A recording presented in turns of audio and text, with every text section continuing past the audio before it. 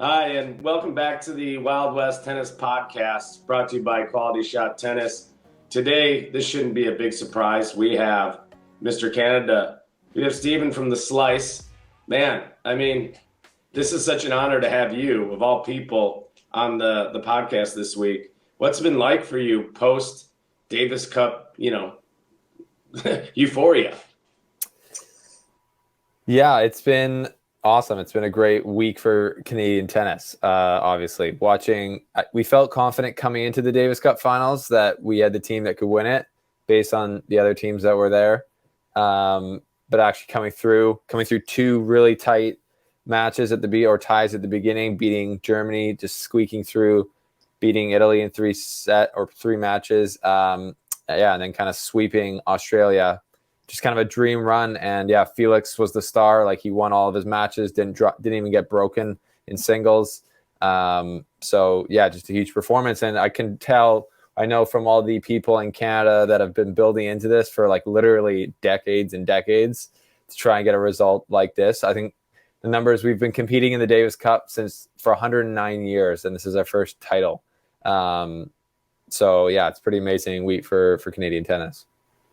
Well, and back to that, the last, you guys in 2019 made it to the final. Were you covering the sport at that time as you are now, Stephen, or were you just an avid fan?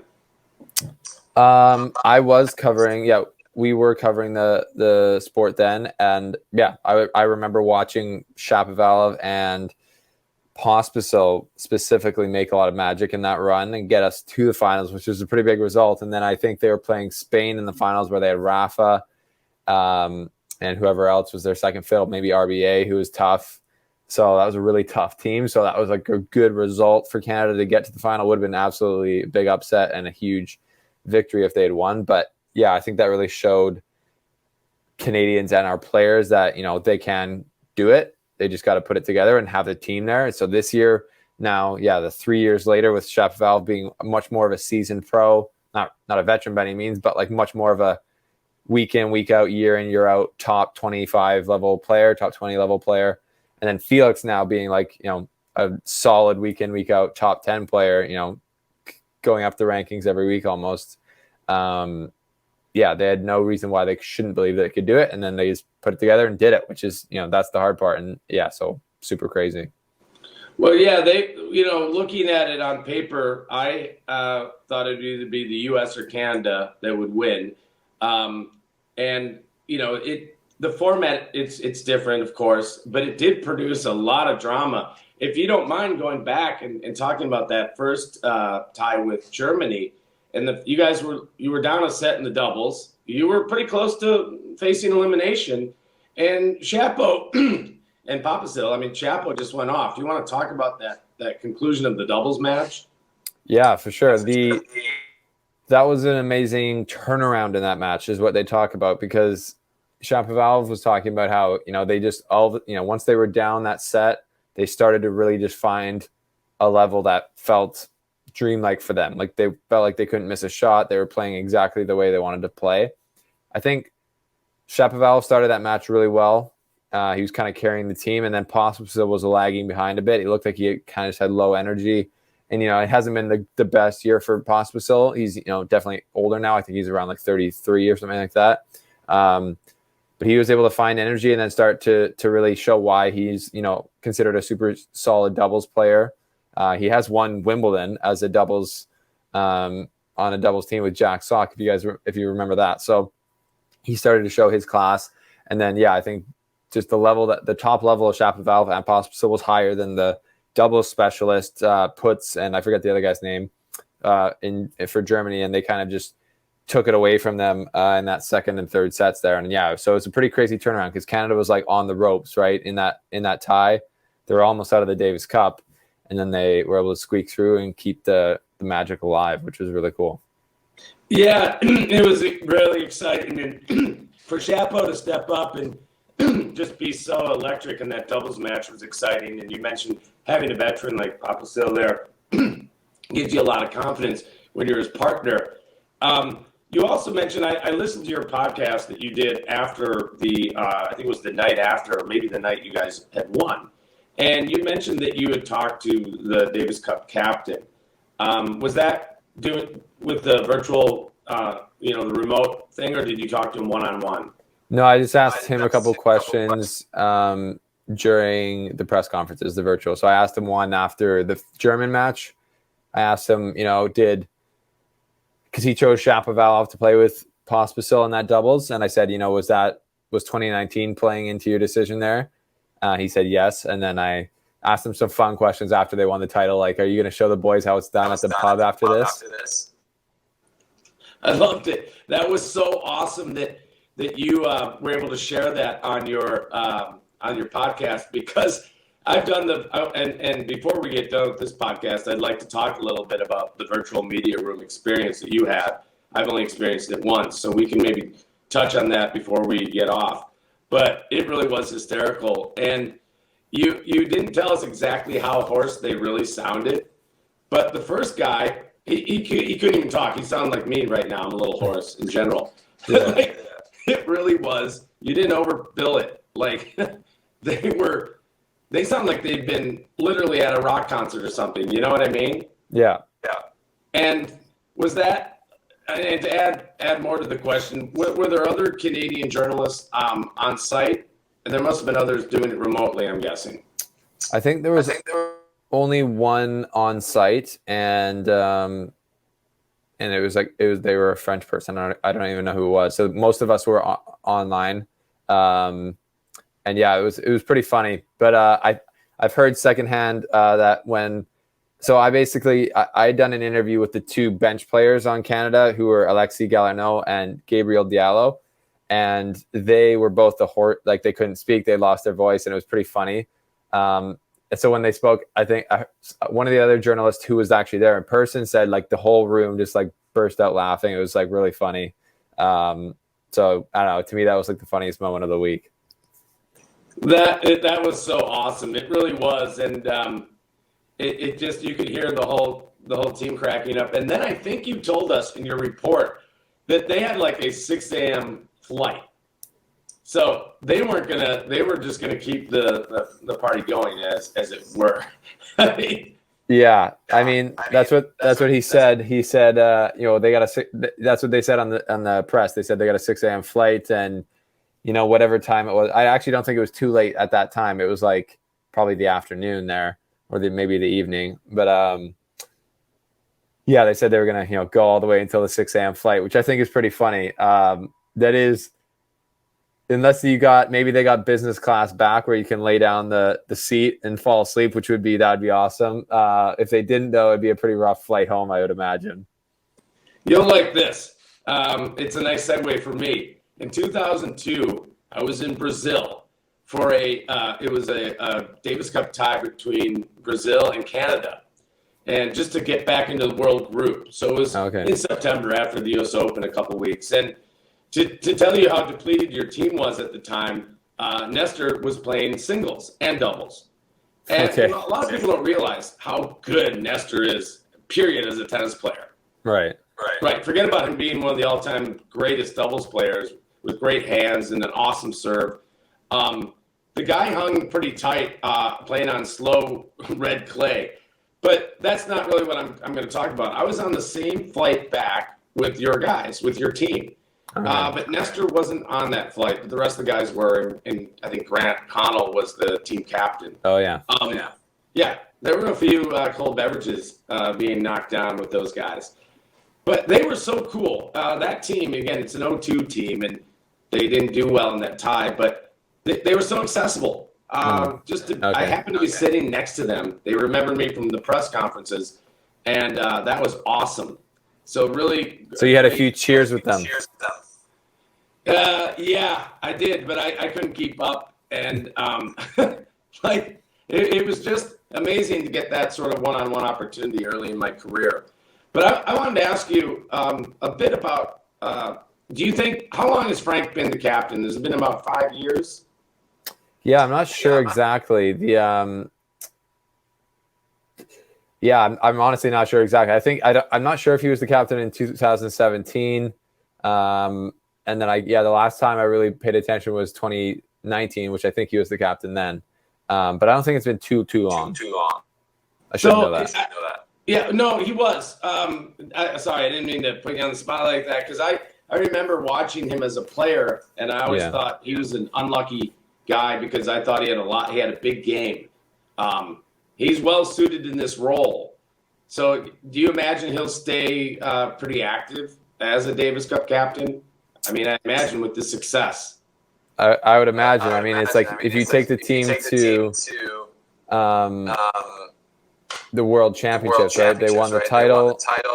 I can't really see you hanging up the role as the coach after that. I can imagine as an ex-pro tennis player, if you want to stay in tennis, your options are fairly limited.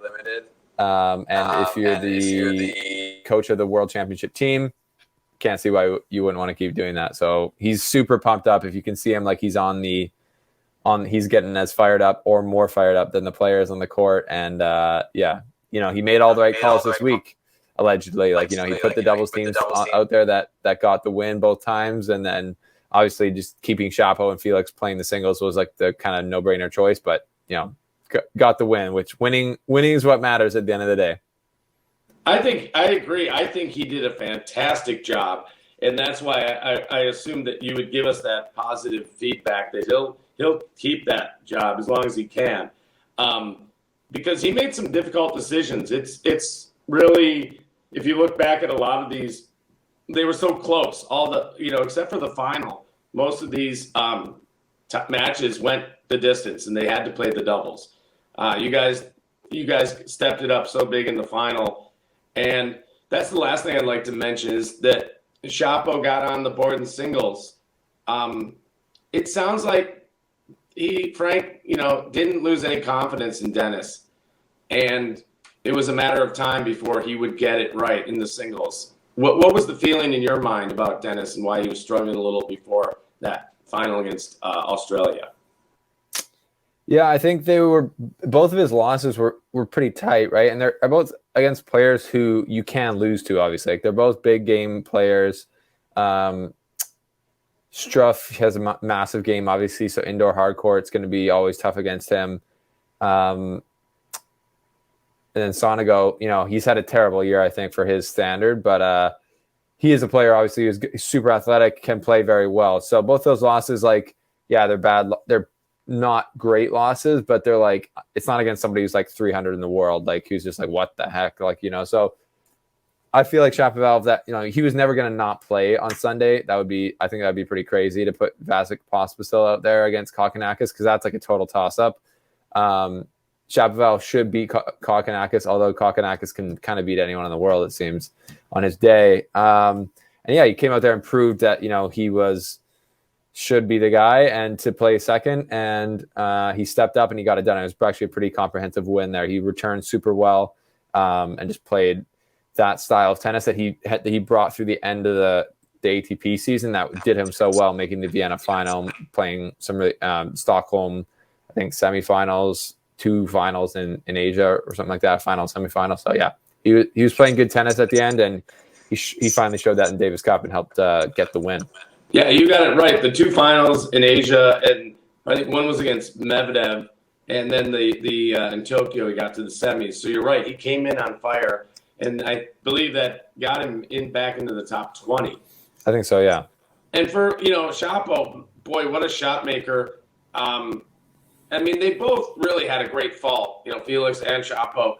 What's your forecast for these guys next year? Maybe let's start with Dennis.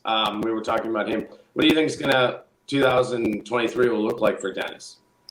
Well, I think if he can continue to play the way he plays, or he was playing at the end, with just a really mature tennis, the same Shapovalov that we love with the shot making and the finishing ability, but just a more reined in with unforced errors and just smarter kind of general play.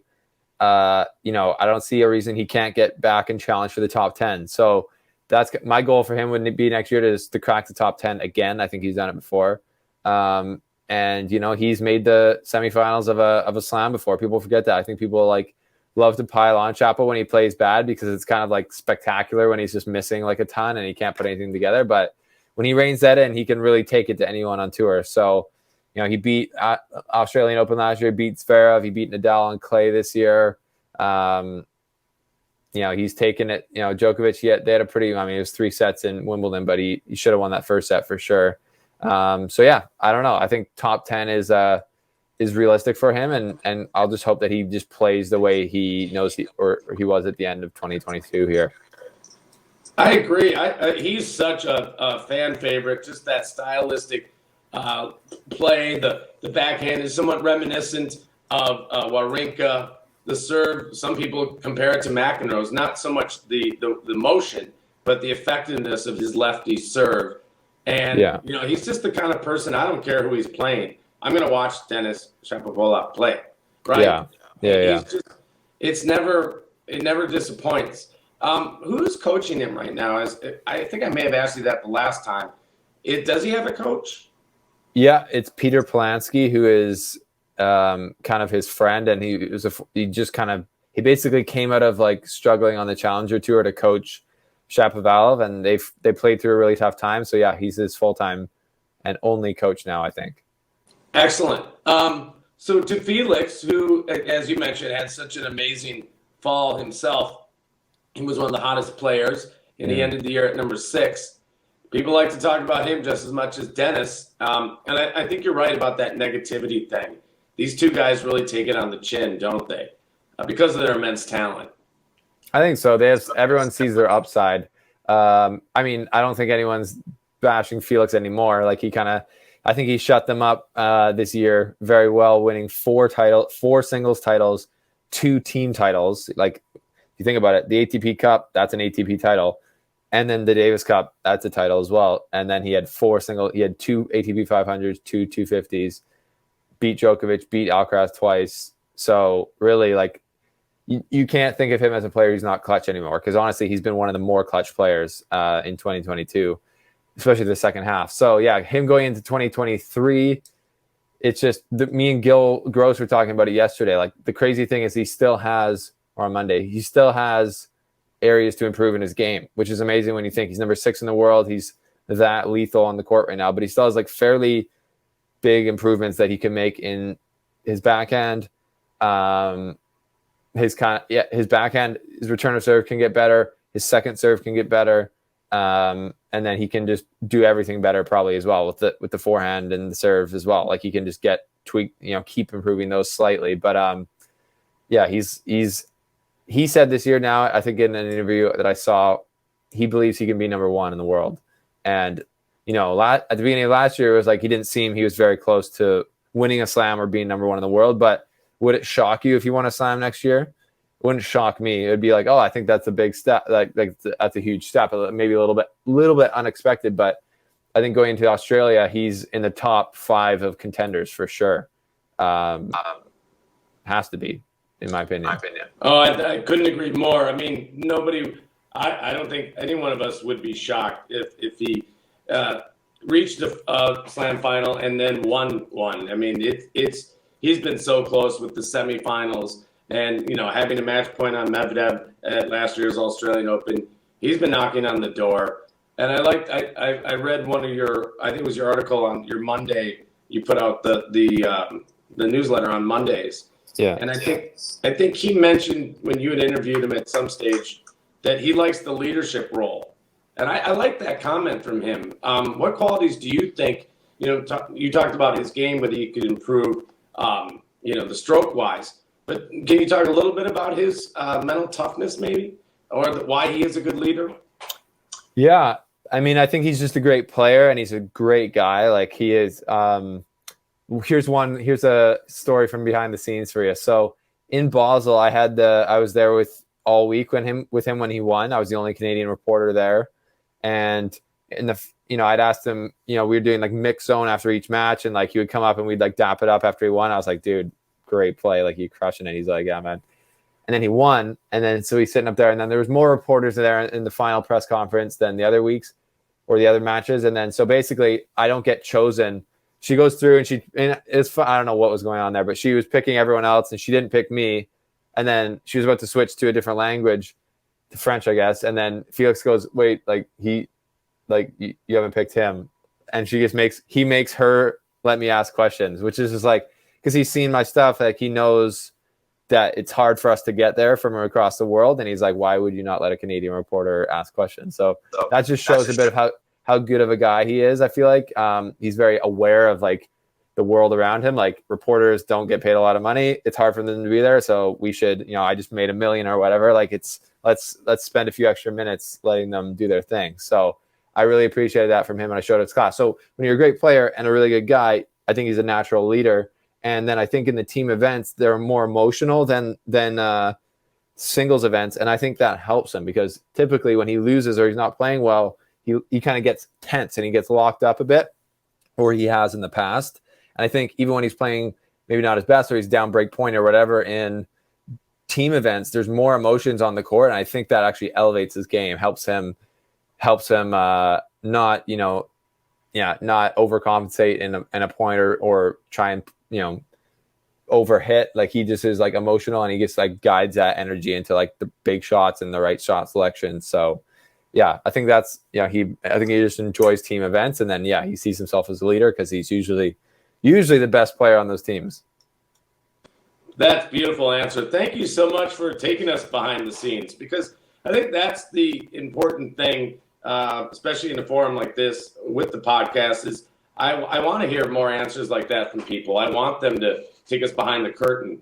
And this speaks to, if we can, for a segment here, talk about the virtual media experience versus being on site. And your example is so well illustrates the point of reporters have to be on site. We can do both. We can do virtual and be on site, but just the fact that he knows who you are, he saw the effort, and things have changed a lot. I think since the pandemic, they've gotten used to the speeding up press conferences. They used to be a lot longer than they are now, even at the majors. Mm-hmm. So for him to have the awareness to say, well, Stephen, he wanted you that, because he knew, number one, he could trust you. You'd ask an appropriate question, but that doesn't happen all the time, and it doesn't happen without you being there that whole week. So if you don't mind, maybe your thoughts on, the virtual media room situation versus being on site. It's a big question. We can have a couple shots at it. Yeah. No, but you made a good point. Like, it doesn't happen without you being there and showing that you're there, and week in, week out. Like sometimes, big news outlets in Canada, like CBC, might parachute in a reporter for like the final, someone who makes it. Then it's like those players don't know them and they don't really care. But if you can show that you're the one investing in their game, like day in, day out, like they are, then I think they appreciate that. But yeah, it's a big question. I think I was saying on another show, like, I think tennis and tennis media are at like a bit of a crossroads. Like where are we going from here? Because my impression was it always felt like the tournaments or the ATP were doing us a favor by just letting us be there and cover the events, which is very strange, right? Because in the past, if you didn't have media, like let's say the 60s, if it was the 60s and you didn't have any media there, nobody other than ticket holders would know that your event's going on, or be able to watch it or see anything about it. That's obviously changed because media is like way easier to produce now. Social media, these tournaments and the ATP can basically put out their own coverage of their tournament and put all the media out there that a fan would need to see, right? They got Tennis TV streaming it. You can pay for that. So it seems like the press corps, or like the traveling press group, is basically seen as, and maybe it is, like an optional thing for tennis. Like they don't need, it's not an essential part of tennis anymore. But obviously, you could argue that, if it's only the ATP and the tournament's covering their own thing, there's never going to be any questions about it. It's never going to, it's basically like a state-run media covering a dictator. So it's like never going to be objective and scrutinized. So things could get a little bit tricky there. And also, I believe, obviously, professional media and people like us, we add a whole nother entertainment layer to the thing. What, like literally in the group of YouTubers that I know, we literally drive tens of millions of views of our content, which does not include any original tennis content.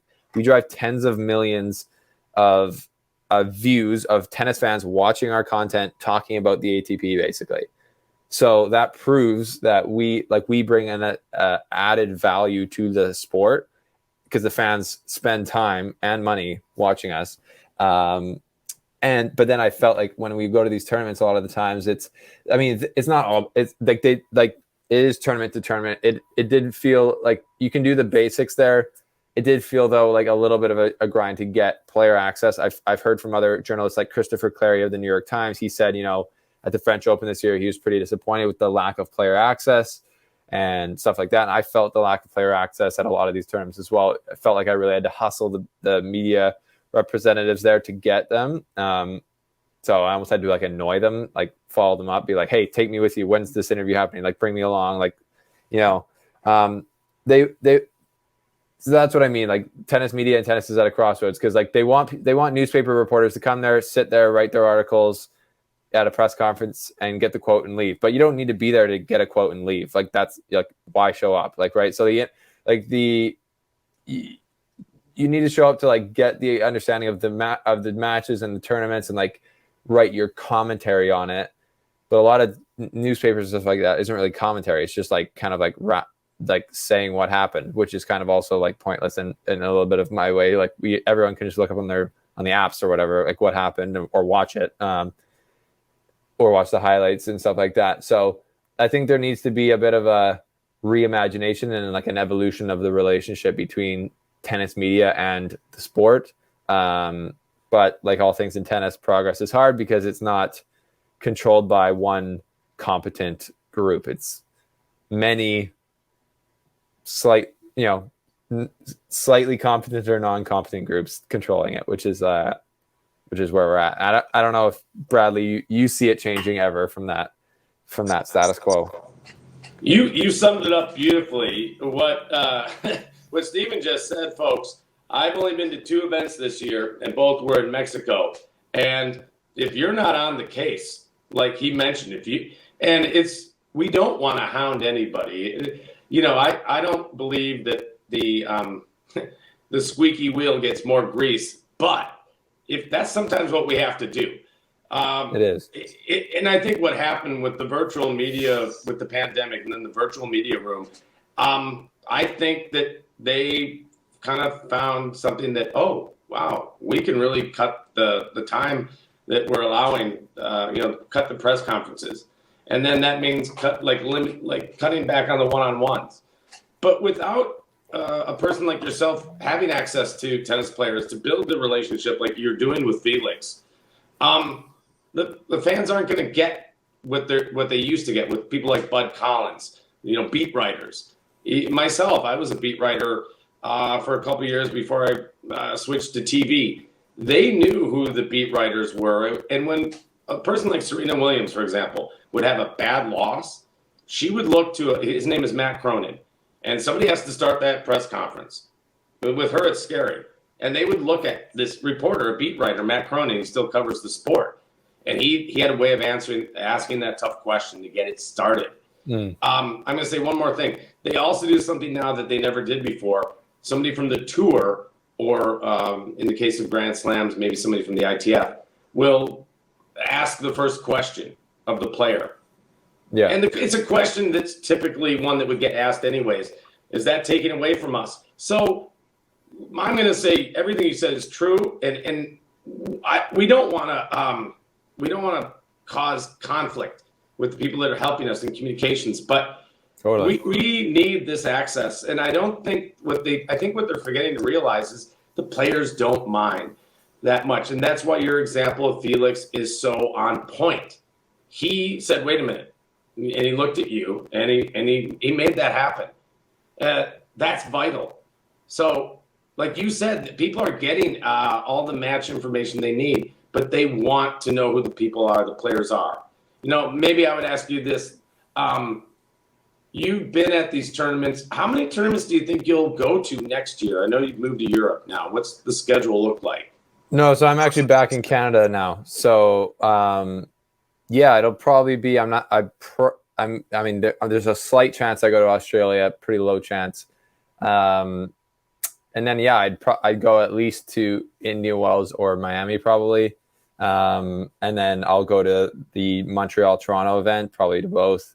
And then some 250s in the US, but I probably won't go to Europe this year. Unless, someone's paying me to go outside of the slice. So we'll see. But it's becoming less and less worth it to go to these tournaments unless you work for a big organization. And even the big organizations, like I know the big organizations in Canada, and they would love to pay me to go there, but they can't get the sign off to do it because they can't show that it pays off in returns. So that's what tennis is doing to itself. So like the big TV stations that produce billions in revenue can't afford to send their people to tennis because they don't do a good enough job of promoting it on all ends. So that's the direction it's heading, unfortunately. So I don't think that's a good thing. It doesn't create organic, or doesn't help with the organic fanfare or like community of tennis fans who, when they watch the sport, they don't just watch it, but when they go and actually like engage in it for hours, often watching commentary, watching analysis, that helps grow their interest in the actual product, which is like the tennis happening on the court. You get it, you got it, and you've been, you've stuck with this. And I think that it's really important that we get the message out, because I think the fans, like never before, you don't even have to have TV anymore. Like you can stream all these matches, right? You mentioned, I think it was ATP. What TV streaming service did you mention? Tennis TV, which is just the ATP. Yeah, but I'll listen to QualityShot Tennis. Fizan does a great job, commentating on the matches. I think people like it. They're getting all that, but what's missing is the feature type stuff and what is Felix really like. I don't know what these guys are like without people like you having that opportunity to have a one-on-one with them, which I found to be very difficult to procure a one-on-one at a tournament. It was never easy. Now it almost feels impossible. Have you been able to get any one-on-ones? Well, yeah. Have you seen with Felix in Basel, I did have a one-on-one. We sat down, we did a full interview. I can send you the link afterwards. I had to type it up because I could only record it on my phone. But I also did a one-on-one 10-minute with Casper Ruud, which was really good. I did 2 with Bianca Andreescu. I did 1 with Denis Shapovalov. But yeah, I had to hustle for those. I had to make it uncomfortable for the ATP person to get me with them, except for the one I went out and I got most of them at 250s. That's where it happens. Like you're never going to get a one-on-one at a major unless, it's a sneaky side room one where they're just like, you're the only Canadian person around. Like if you're Norwegian, you can probably get a one-on-one with Casper. Like it's, but yeah, you gotta work to get those. So they are pretty rare and they're harder to get because the ATP thinks that those players don't want to do that. But I think they don't want to do it with clowns. And I think the clowns are the people who poach tennis coverage when it's popular. So whatever, CNN comes in and they want to do an interview with Federer because he's retiring, but they know nothing about his career and they haven't followed it. And they ask stupid questions. Like that's what I think everyone hates. The fans, no, I don't want to watch that interview. Federer probably doesn't want to do it, but the tours get a hard on because they're like, oh, it's CNN, they have a big reach. It's like, well, really, they don't. Like they don't have a deep reach, which depth counts in our sport now where we have 1 billion fans. We're not growing. We're not going to get 2 billion fans of tennis. I don't think that. That's my opinion. I think we're just going to grow the depth of the sport. And if 1 billion fans are spending $1 a year on tennis, can we make that $5 a year on tennis? That's a big increase. Something like grow the depth of our sport, not the width. I would say it's too wide almost now. This is beautiful. I mean, are you friends with Vasic? I mean, because you remind me of him. Because he's such a, he deals with, I don't know if he's still on the board, but he's been such an active, member in the politics of the tour and such a brilliant thinker. I bet he'd be on board with everything you said. I don't know what your relationship's like with him, but you guys got to get together. Yeah. Maybe I should chat with him. No, we've never spoken. He hasn't responded to a request from me, but yeah, I could probably set that up if I really tried. Well, I know you got to get going, but I would highly encourage that, because everything that you said, and you said it so succinctly, it's true. And you're not trying to throw anyone under the bus. That's not our job here. And the fact that, the hustle part, that's fine. And I think that what a lot of times the communication people or even the tournament staff, sometimes they don't want to upset a player. And I get it. No, that's not a good feeling. Right. It sucks. But your example illustrates that they really don't mind. They get it. I mean, they're not getting bombarded like they used to with media requests from the likes of yourself and the rest of us. And even Isner, he's kind of like Bassick. They get it. They understand how to grow the game. What really matters. So I would, my challenge to you would be to talk to Bassick, because it'd be great, and I think he would appreciate your like-minded perspective on the sport. He wants to grow it just as much as you do. So, but hey, this has been great. I'd love to sometime just have a podcast with you and anyone else on this topic, because I don't think our viewers are aware of how much of a struggle it is for us. Yeah. I mean, are they? Do they know what it's like? I think they do, and I think they appreciate it. I mean, they should, if they can connect the dots. I talk about it on my show quite a bit. You say, didn't get a press pass for this, didn't get a press pass for this tournament. When there's all these people that, there's just all these newspapers there and writers who barely cover tennis and don't really provide any value, in my opinion. So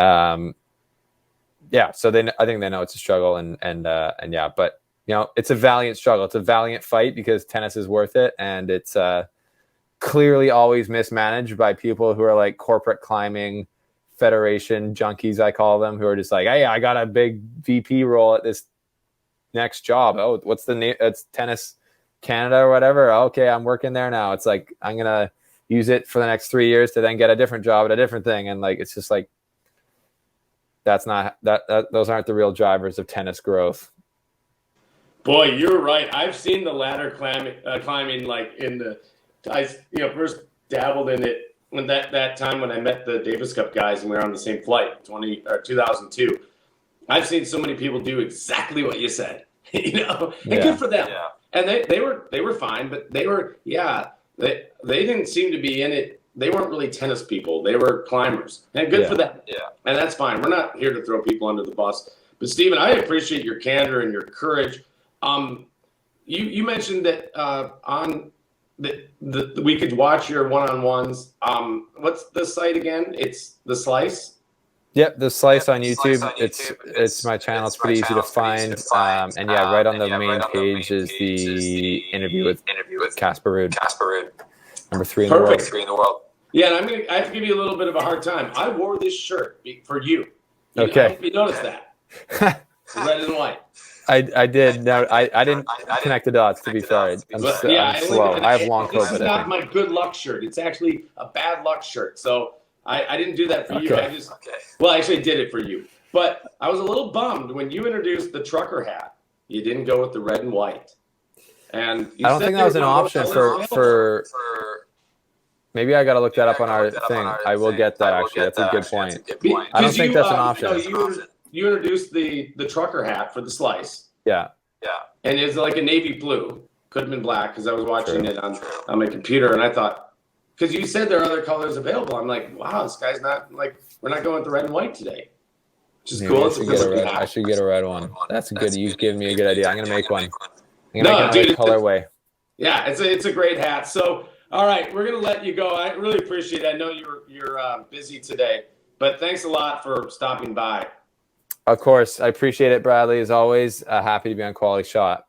Yeah, and remember, folks, not only to like and subscribe to Quality Shot Tennis, but also The Slice. Please feel free to leave a comment. Stephen, you're the man. It's been a pleasure. I hope we do it again soon. Thanks, Bradley. We'll chat soon. See you later, buddy. Okay, see ya.